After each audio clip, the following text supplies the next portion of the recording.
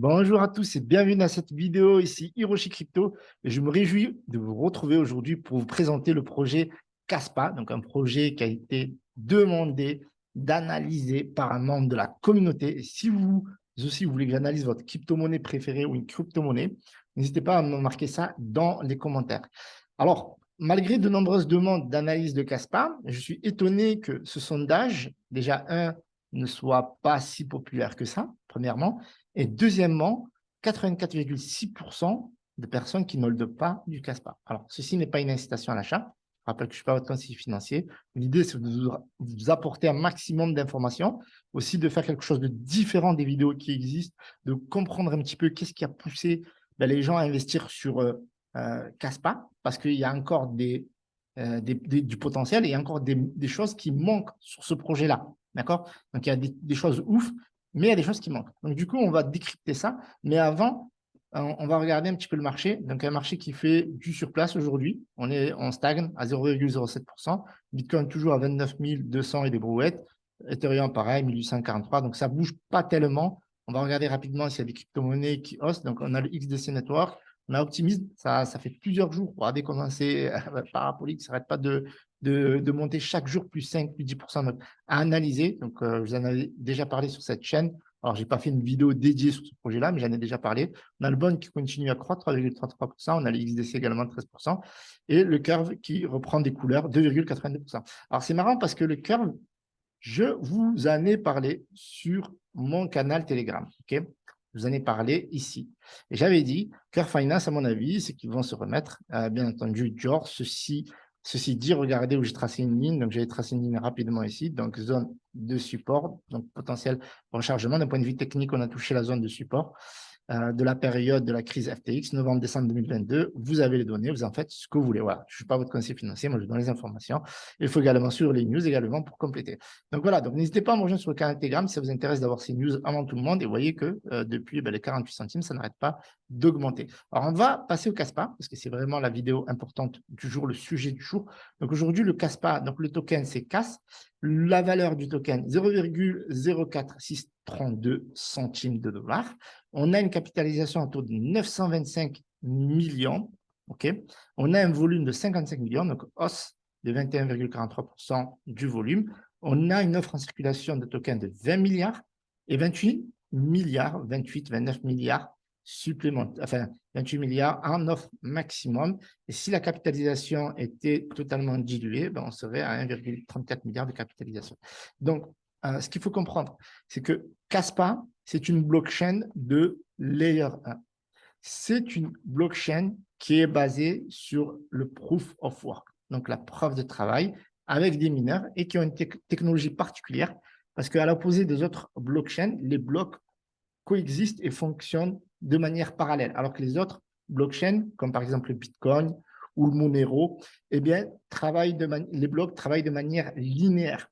Il y a un point très important également sur Caspa, au niveau de la technologie, c'est qu'il y a un protocole fantôme qu'on appelle Ghost DAG, et ce protocole-là, eh bien, il est utilisé uniquement sur Caspa par rapport aux autres blockchains de Layer 1, et du coup, ça permet d'avoir une rapidité au niveau de l'enregistrement des blocs. Il faut savoir que le potentiel de blocs par seconde pour Caspa est de 100 blocs par seconde. C'est juste énorme. Et actuellement, il faut savoir que c'est à peu près une seconde égale un bloc.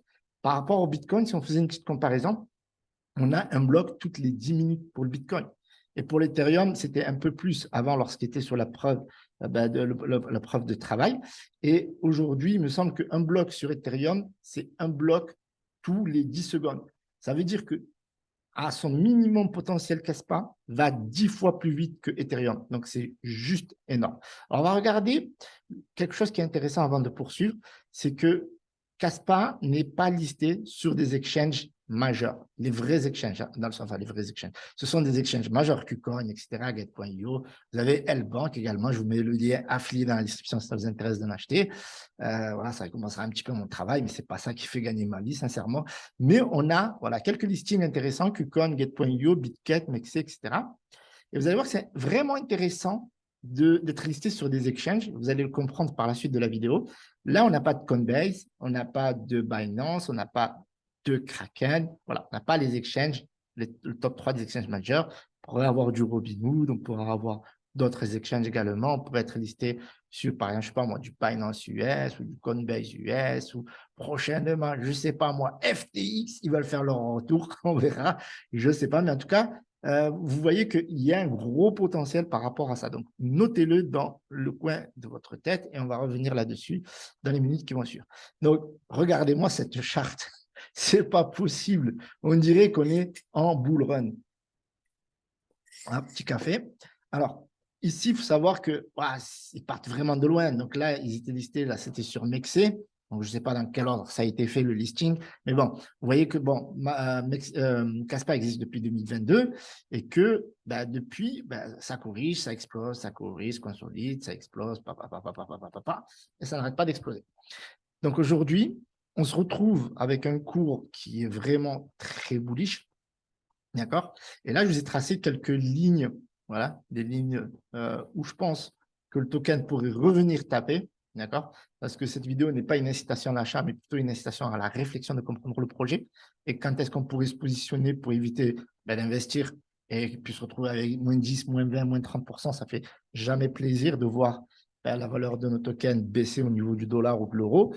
Eh bien, il faut pas faire faux mots, vous voyez, vous voyez que ça corrige à chaque fois, donc il y a du potentiel et on n'est toujours pas en phase de bull run, donc je pense, moi, à mon humble avis, quand je vois Algorand, comment il s'est fait, enfin, comment il a chuté, ou quand je vois Algo ou XRP ou d'autres crypto-monnaies, même le Bitcoin, etc., comment ils ont chuté dernièrement en bear market, je pense que Caspa, même si là, voilà, c'est normal, on est en phase de, on va dire, de lancement puis croissance, on est légèrement en croissance, donc je pense que ça va corriger à un moment donné. Donc, ça ne sert à rien, techniquement, je pense, d'investir. Maintenant, voilà, faites ce que vous voulez. Moi, c'est mon opinion. Alors, là, on a potentiellement, si on faisait du swing trading, on a un potentiel de rechargement autour des 32 centimes. Donc, ça, c'est dans le cas swing trading. OK? On a également ici potentiel de rechargement autour des 20 centimes. Et là, cette zone, elle est beaucoup plus crédible. On a une zone où voilà, ça a pas mal consolidé, etc. avant de repartir. On serait plutôt dans une zone autour, enfin, je dis 20 centimes, des conneries, 0,2 centimes, pardon, 0,01, donc 0, on va dire 0,013. Et là, 0,020, à la rigueur, allez, 0,23. Voilà, on va dire de 0,013 à 0,023. Donc là, c'est vraiment là où je pense que c'est vraiment le plus intéressant pour moi d'investir. Après, vous, voilà, vous faites comme vous le sentez, etc., au feeling, soit en swing trading, soit en trading, etc. Mais en tout cas, en ce moment, c'est très bullish et il y a de plus en plus de personnes qui communiquent autour de ce projet-là, de ce token-là, qui a voilà, cette capacité qui est complètement différente des autres blockchains d'enregistrer des blocs très, très, très rapidement et d'avoir une technologie qui est complètement différente et unique en soi. Et en plus de ça, avec des génies qui sont sur ce projet-là, comme le docteur Jonathan Sampolsky. Voilà. Alors, du coup, on va parler de quelque chose qui est vraiment important, qui est vraiment intéressant. Donc là, par exemple, à un moment donné, donc je suis flashback, ok. Je suis revenu en arrière pour comprendre un peu ce qui a poussé ce token-là. Donc, CAS s'envole de 13% une journée pour les raisons, là, ils vont dire les raisons de la hausse. Et en fait, il a fallu qu'un simple exchange liste Caspa. De toute façon, ce n'est pas étonnant. Si le token est listé, eh bien, il y a plus de chances que le token pump. Alors, on va regarder ici. Donc, voilà, ça fait plusieurs jours que ça n'arrête pas d'être listé un peu partout.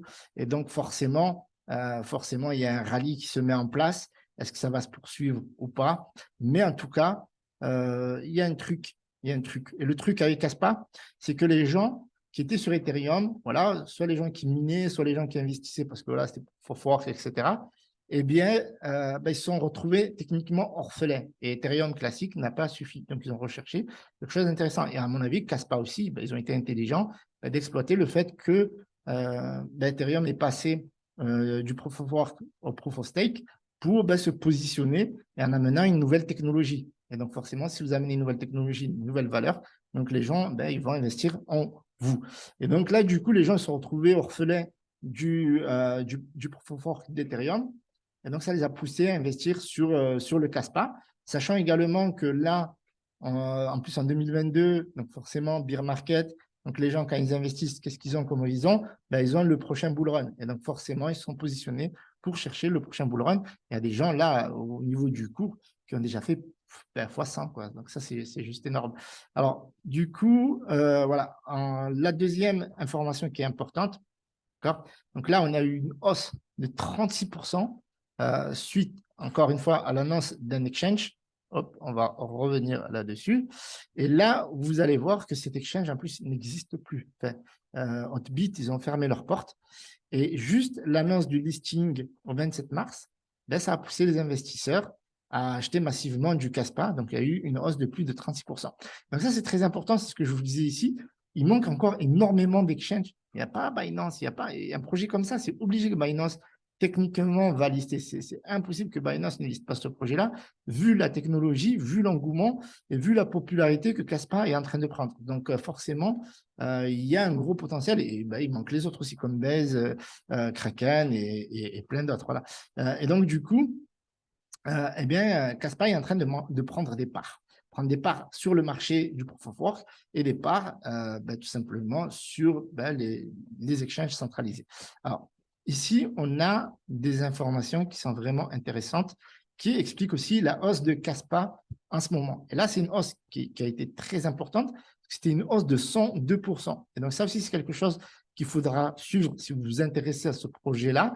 Eh bien, c'est tout simplement ben, que le protocole Caspa a obtenu une liste majeure sur F2Pool. Ça veut dire qu'en fait, il y a des pools de minage et si vous arrivez eh bien, à être intégré à ces pools de minage, comme ici par exemple, Caspa qui avait fait l'annonce d'avoir été intégré sur F2Pool, eh bien, ça a explosé. Donc, il y a eu plus de 102%. Donc là, c'est quelque chose qu'il faut faire, à mon avis, je pense, faire ses propres recherches. Ça veut dire également rechercher les pools de minage où sont listés, par exemple, enfin, où sont intégrés, par exemple, Ethereum classique, ou l'été, par exemple, Ethereum, et voir, ben, Caspa, est-ce qu'il manque des pools de minage où ils peuvent être intégrés. Et du coup, ça pourrait expliquer, ça pourrait donner potentiellement ben, de nouvelles annonces futures qui pourraient ben, donner une hausse du token. Voilà. En tout cas, j'espère avoir été clair. N'hésitez pas à me le dire dans les commentaires si je ne l'ai pas été. Et ça permet ben, d'avoir une possibilité ben, d'exploser, sachant que là, on est bien positionné déjà. Tac, je ne sais plus exactement combien ils sont positionnés, mais ils sont, je ne sais même plus où on voit le chiffre en tout cas. N'hésitez pas à le mettre dans les commentaires, mais voilà, ils me semblent dans le top 100 et ça pourra aller chercher le top 50. Alors, là, on a une information, tac, tac, tac, voilà, donc ça c'est pour le fork listing sur un pool de services. Donc, qui a créé Caspa, c'est le docteur Jonathan Sampoleski. Donc, je vous mettrai le lien dans la description.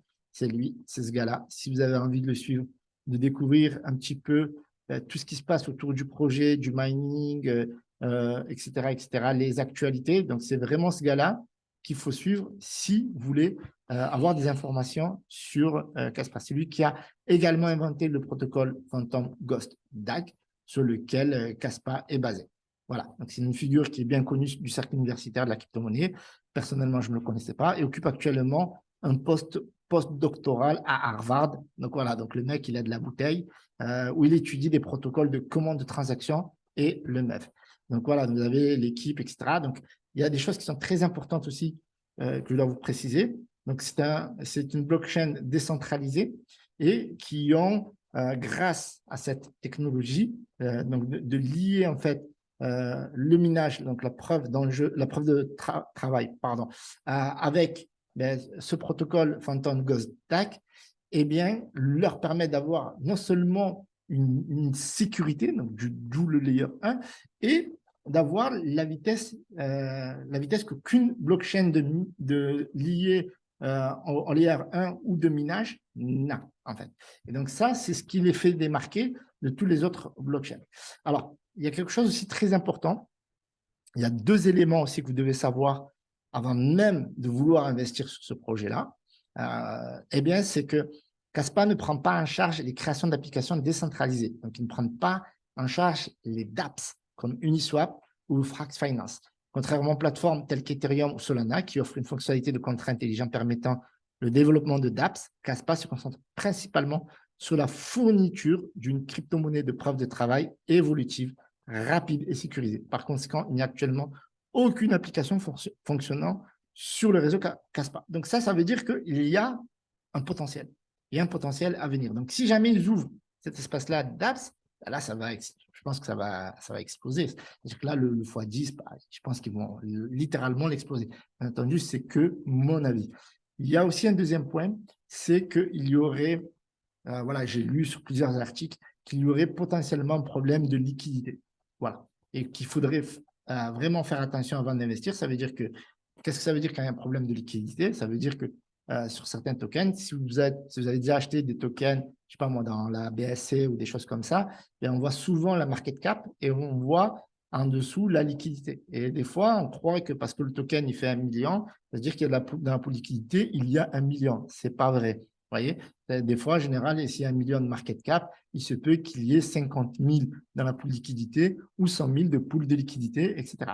Et donc là, on ne sait pas exactement combien il y a, enfin moi je ne sais pas personnellement combien il y a dans la pool de liquidité. Peut-être qu'on pourrait rechercher ça dans les blockchains, mais pour l'instant, voilà, le but, c'est juste de vous présenter le projet.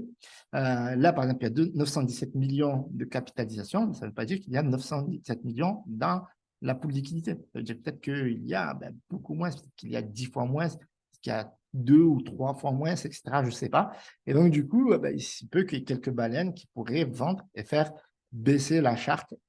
Vu comment elle a explosé, il y a ce risque. Il y a ce risque. D'accord. D'ailleurs, on a vu les mouvements ici à la baisse à plusieurs reprises. Et quand ce sont des baisses, ce sont des baisses qui, quand même, durent. C'est-à-dire que même si elles ne sont pas très élevées en soi, mais là, par exemple, on a une baisse de quand même de 55%. Vous voyez. Donc, c'est pour ça qu'il faut quand même toujours faire attention quand on investit dans la crypto-monnaie. Et là, regardez, ici, on a eu une baisse de 73%, ce qui est juste énorme. Et là, si on regarde, par exemple, on a, par exemple, ici le 19 mars, et si on va rechercher le plus bas par rapport à cette hausse-là, eh bien là, on est au 22 mai. Ça veut dire qu'il y a eu quand même 2 mois avant que le token reparte. Donc ça veut dire aussi que quand on investit sur ce genre de projet, on vise le long terme. Ça veut dire que, ouais, il y a des problèmes de liquidité, etc. Il n'y a pas encore les dApps, OK. Donc il y a encore des choses. Mais si on investit en son âme et conscience et on investit que l'argent qu'on est prêt à perdre. Parce que si on investit, parce qu'on a vu la vidéo d'Hiroshi et on va faire x10, x100, c'est qu'on n'a rien compris. Le but, c'est juste de vous présenter le projet et de comprendre qu'il y a des zones de rechargement, comme je vous ai parlé au début, et qu'il faut faire vraiment attention avant d'investir pour ne pas se retrouver avec des moins 72%, moins 50% et paniquer et vendre. Voilà. Donc, je pense que j'ai été très clair et transparent. N'hésitez pas à mettre un pouce bleu, à vous abonner. On va reparler de ce. On va le suivre. On va suivre le Caspa. Donc, ne vous inquiétez pas, c'est un gros projet. Il y a du gros potentiel à l'avenir. Pourquoi? Parce qu'il n'y a pas eu tous les listings encore. Il y a encore l'absence des dApps. Mais au niveau techno, c'est carré. Et donc, ça, c'est bien. Et au niveau de l'équipe, c'est du très, très lourd. Voilà, bon, mec boss à Harvard, etc., des développeurs de génie, etc. Donc ça, c'est sûr que Binance ou d'autres exchanges vont les lister et qu'on va en reparler par la suite. Voilà. Si vous avez aimé, pouce bleu, abonnez-vous, rejoignez-moi sur Twitter, Telegram, Instagram, etc. Salut à tous, c'était Hiroshi.